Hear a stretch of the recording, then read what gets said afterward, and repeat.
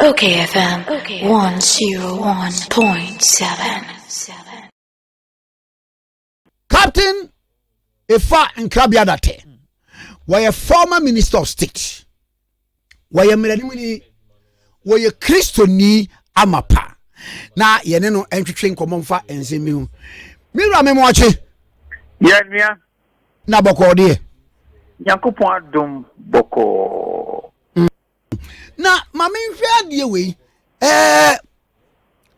ansa na eya ye be enkomo na emienu ba de friase am ne di friase na anu yete mampani ebekasa ye ban on social gathering distancing amani pa bi afom mmra no ama asofuo bi kura no ne ade de omo twiri mu 4 years no ne ade ebinom so ye so omo metua tune of 12,000 cities said ye mmra no ankasa ete ekọ parliament president nsa ashasi obi nti jame na no letter commission kura so eye nhyiamu no nipa bi ko ho se wo mu ni ho kwan se wo mu ye social gathering sa ye wo wan ye kwoti se eja ekropon nsem no wo makodi asem no ama regional house of chiefs no ebua se wo mu tibi ko se hine no but ban on social gathering ho yeti ya ni se nipa be 2000 ni akira tegu mountain so ye besi wo hine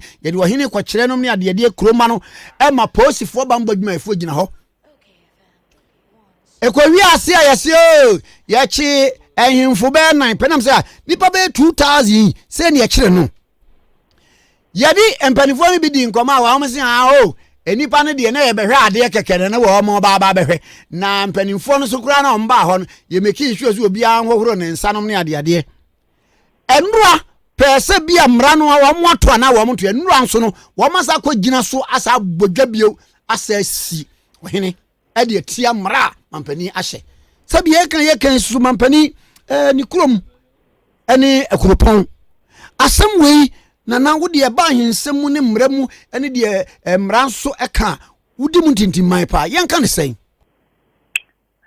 Nedi kan Kwame Nkrumah me dawase se wa frame na wa mama sa akwanyen se menkyere madwene e wo sa asem wei na ne tozo mienu metia atiefo nyina awumutie OKFM anopei me pacho aban nhihye no ne se social gathering se ohene bi atras se o shefa anase wo ye wedding anase wo kwa soro ne ade no nyina aban si ye nyina ye yie die COVID-19 sa yare doma abentino we should suspend all such gatherings until say aban be ma ho kwan but aban no amuso ama small window bi say it should not be more than 25 people not more than 25 people if you cross tabi captain yeah ba ko aja mu mre nimfo akam ya tiesen that should not be more than 25 people relates to only private burial minim se bia president kan be dey anten hoda wo say anu ko related to say ye kwaya private burial no cross should not be more than 20 but all social gathering there it would make say me ya asori na mo menu 25 ye be chew well me pacho me captain there my understanding is different as a lawyer because the president akase not more than 25 which me akwakusie a moodia by extension no if there is something extremely urgent to be done in the interest of the general public that's a gathering no any more than 25 there I think it's in Tiamra. That is my view, but I may be wrong. Okay. Now, in Akropon, what has happened is that judicial committee of the regional house of chiefs, ama decision, say, Ohima, and you know, any sihine, nay, Abrewatia, or no, and the nomination no koma ohima na ohima no e de ama kingmakers no etina no ya wada na judicial committee no ko atrai na wo ma judgment eti wo ma judgment a say abrewatia na oba nomination no wo mo fi kofobia bedu akrapem na kingmakers no ekohu Queen Mother say ye ba beji nomination na Queen Mother no say no de wada na kingmakers no na 11 kingmakers in akrapem including the Queen Mother. This is a Queen Mother no say oya wada. The other 10 and now 8 a clear majority. Na enye wonwa se bia na ayi minasipo bi hye ho because oba hima ka se ana oba ohimia se mada na we je bibi minasipo bi wo ba bi. Yes, minasipo kakraka bi hye ho because yan ne de no court onu ne saman no because onu amodi onu ni tumi edi kwesekufu eti akonwa no so. Ati na we are counseling the case. But I mean, I'm here case no from beginning to the end. Wow. Emma microphone nyamia do yedi nkunim. Nti ohima no na mnasipo kakraka bi hye mu on person be cooperate. Nti kingmakers no so ade no asewa bu they have waited for more than 2 years. Nti majority 8 of them Emma agidinu free abrowatia ho na womo ye amamre na womo apaja me client no nana kwadwo kasi entwi aye no hene asisi aye freno nana osi ade yo nana kwasi akufo the second ukwape hene. Yes sir. Now Kwame Nkrumah, yeah, captain. Wanga esia wo ahimfie ho ankata eye function no de menye sure so wo buru 25 so wo buru 25 I may be at 26 but I am not sure so wo buru 25. Okay, now but we are there for the Kromano. There is no way you can control them. There is no way except to say Obama increased security presence. Etianura metese ko ayi akupon bontin so a soldier for near police for kogu hono almost 500. Soldier for the police for almost 500. Hey, enye easy. Yes, there security and network coupon saying 777 Bema Campupu.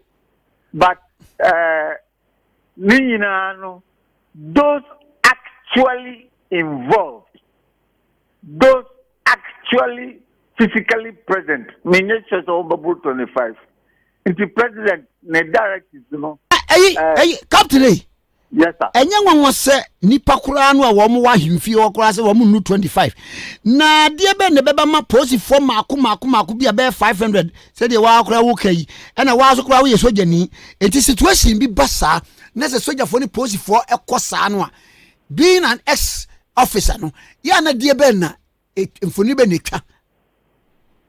I'm saying 2 reasons. One, because of what happened on Friday. Government nya information say nipa bebre atwasia palace hono. It was advisable say on Sunday's installation no more people may come. It is important to say more security persons beko akupon.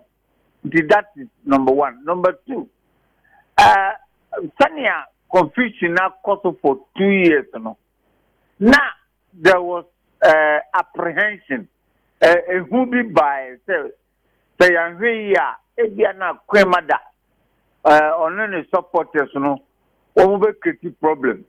There should be peace after all the tia Ghana ye mampanyini ni krom baby a ni papa free pa eye ekupon ekrapem na president mampanyini krom na ni backyard the confusion ba house no is not correct kra nti both the regional security national security the security for atutu wo fo nyina they were concerned that there should be peace in Akropong.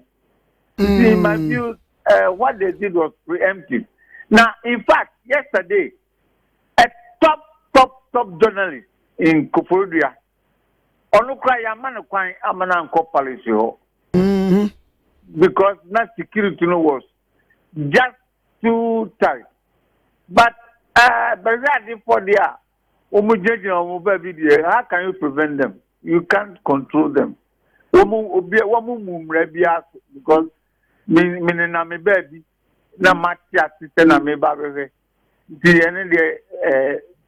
But organizers na sankata nananum a program no at any point in time. Now you feel 25. Oh, okay.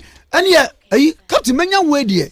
Asam no pa said ya woka said ya wona aye from beginning bepim end no so wo bɔ ne tofa pa ma yanya insight into the issue say ne sitie Kwame Nkrumah tikete me pacho no kura ewo mu ne say akanfo me ifada te me akani me so so won so ya akani ai na ya akanfo no ne ayenim ne say akondwa pa eye ohima Ena ochre nia osese odi akonwa no.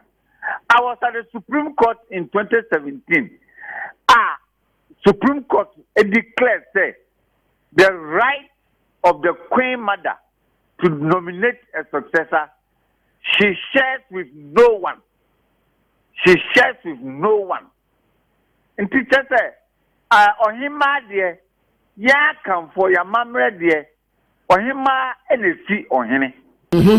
But in Akuapem, especially Akropong, Akuapem, that is not the culture. Oh, okay. Akuapem, Akropong, what happens in this say? Kingmakers no 11, including the Queen Mother. Eti yenananum ache nsisebia to say. Back with Kwame Nkrumah, President Kwame Nkrumah's namesake, the legislation, executive instrument. Say, a conductor of Krapima, Abushani Miensa, Sachabia, Amoja, and Bakumbuka refugees here. Now, that three ruling houses, no?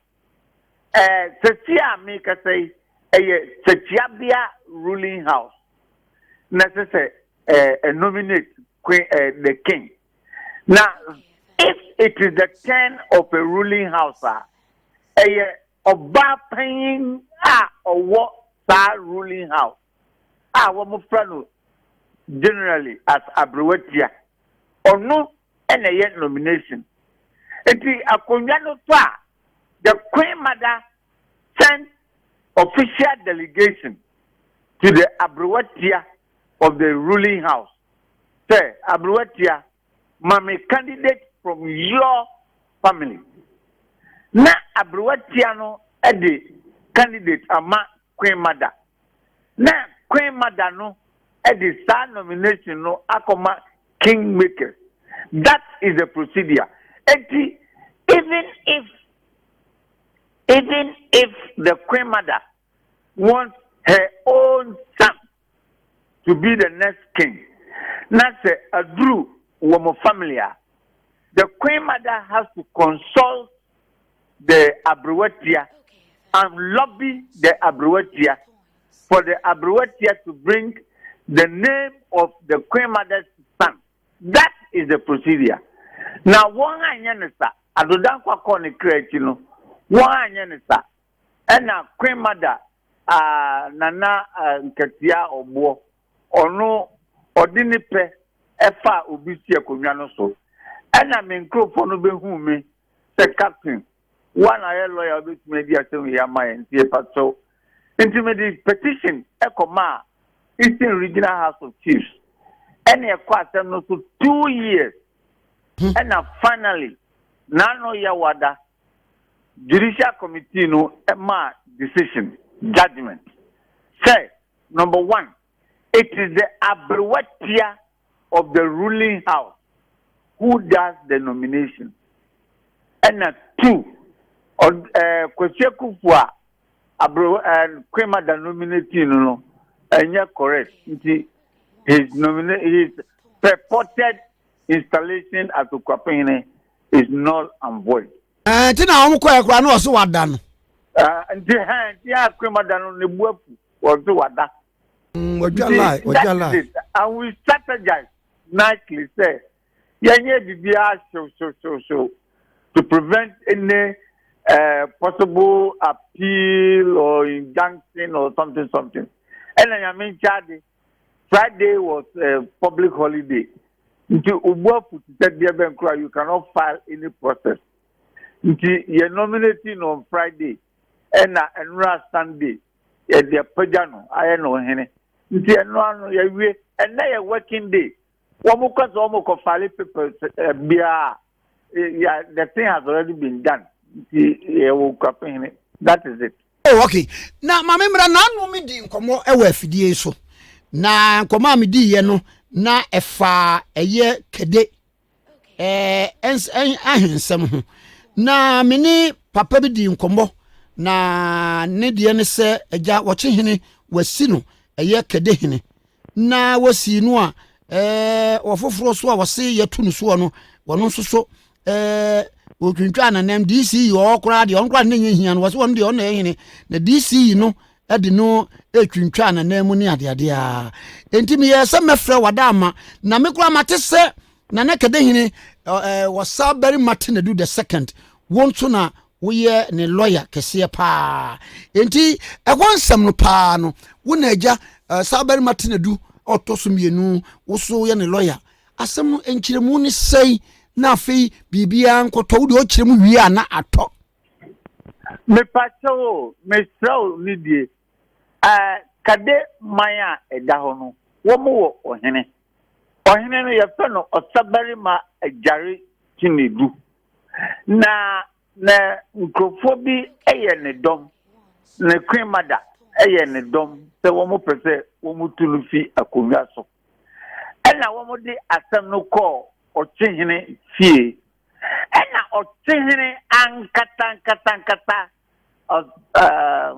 osaje fo amoche foripani otra asem no so ena onu ankata ma decision say the people have no case against us of Saberi ma ajare Chinedu afeni ekoti ya ne say ta Ochihine nankata no so was secretary judicial committee say asama onuamu atranso akase enimu no won go through it ape corner bra ne betia ne say judicial committee no am a decision say Saberi ma ajare Chinedu onye ohene of Kadibio and I say oh how the ajare Chinedu at the appeal echo Koforidua Eastern Regional House of Chiefs Judicial Committee.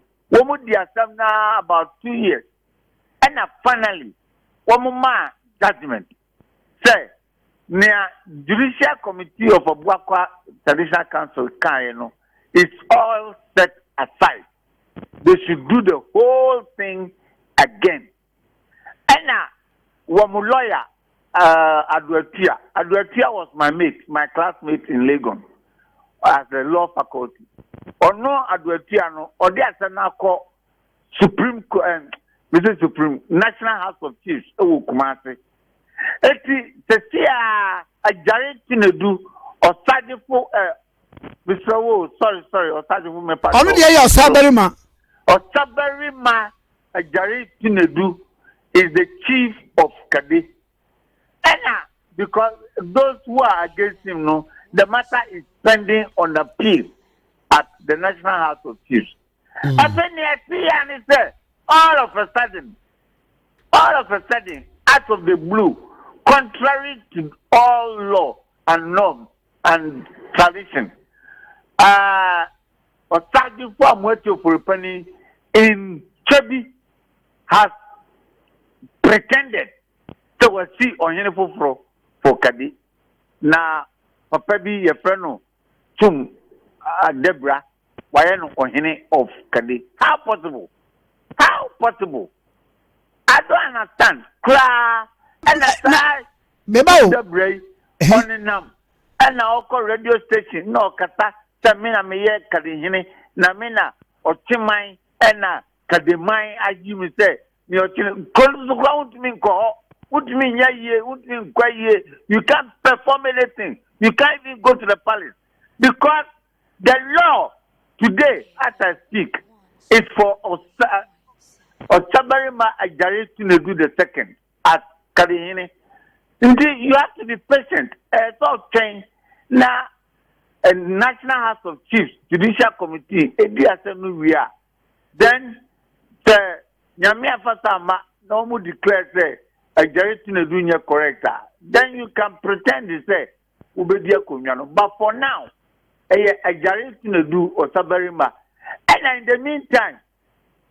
the meantime, Otunton Kaden Sassi, and at the district chief executive of Kade Kase, hey, me a political appointee, Namiti Kade. I go according to the law. Now, Emrano Trese, as Osabarima Ajari to do the second, is the chief of Kadi. Intiminimo Bia, sir, problem, go through the process. Go to the Judicial Committee of the Traditional Council. Go, if you are not happy, go on appeal. If you are not happy, go to National House. If you are not happy, go to Supreme Court. Now, what do you mean, Mancha baby? And now, you Koya Debi was soon Sumasi, and Kase, or China, Timmy, or Hini. No. Eh, Blah boy and Kakra.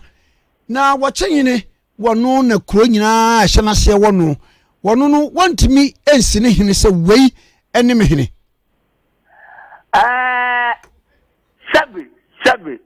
Sabi, Mpatomatu Sabi, Nananum, Otum for the Asantene, our Tikumasi. On to me, Kate, me Otum for, enti, who a father, my yo, Brekum. No, you can't do that because Krobia, Kunyano, Ewa Bushia, as I say, one more, a select on him from. And the always say Yamamra Nanano, they did a correct job. You can't be a chief unless you are endorsed by your paramount chief. But the paramount chief cannot install a chief unless the family nominates. The family brings a candidate. The family brings their choice. Eti wo oye ochine Osagyefo Amwetia of Furipani, the Supremo of Ochimai. Obia Mao that mediate the respect you are entitled. But what to me extra Chebi Ahimfie and Kase mi ochine nti Kosimanu ana Kwame Nkrumah Tikete na mepena sem ana Tum Debra na mepena sem nti wo na me o hene. No, it's against all customs and all traditions.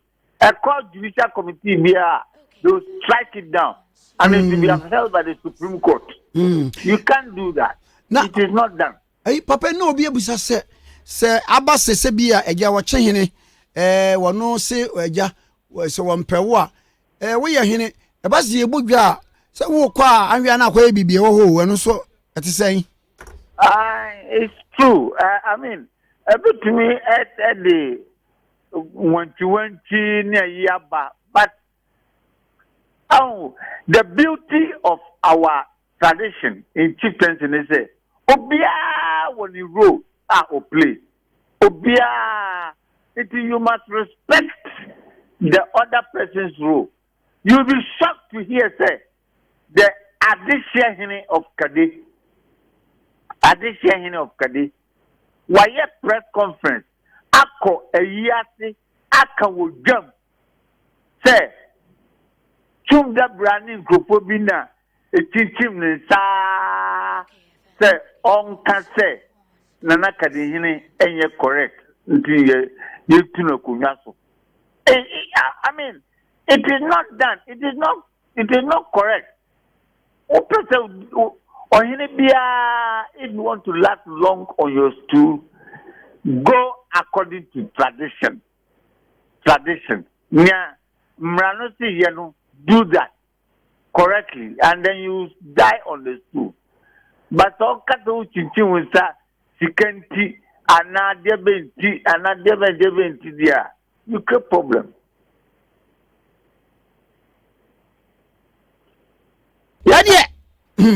Nana, enti na kire se no wo si ni dwa se ye kasa ide nana osabere matena du otoso mienu wono ene that's why kede hene. Yes. Ono na ye nana kade hene.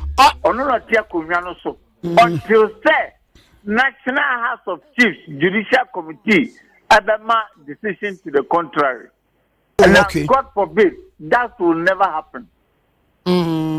But in the most unfortunate event ever happened, I'll go to the Supreme Court. And by God's grace, I am one of his lawyers. Oh, okay. Okay. Like I said, if the most unfortunate thing happens, you go to the Supreme Court. Yes. Well, yeah. Medals are not paying. I mean, so Gusu also here, Radianim. Oh, because we can ready that way. Customer to say that you're ready and coupon. Oh, dear. Pandemic, he built a pillar of fire around all his children. Amen. Now, me kai say Presbyterian nyumbi wasi Wuraboa Chenyamiko. Oh, that's the to saw them. Oh, enche ye be kwai minim sa. Yes. Amen. Papa bye. Bye. Me da say. Captain retired the far in Krabia that and na atwen komo no ekropon ensem no wano ne lawyer de ye de na bedia de we gina mu ma no di asem no free ni tiri so bepem ne na ase ye na di ahensem bienu na kade hu nsem ye ne na di. Okay, 101.7 so nie. Okay, FM 101.7.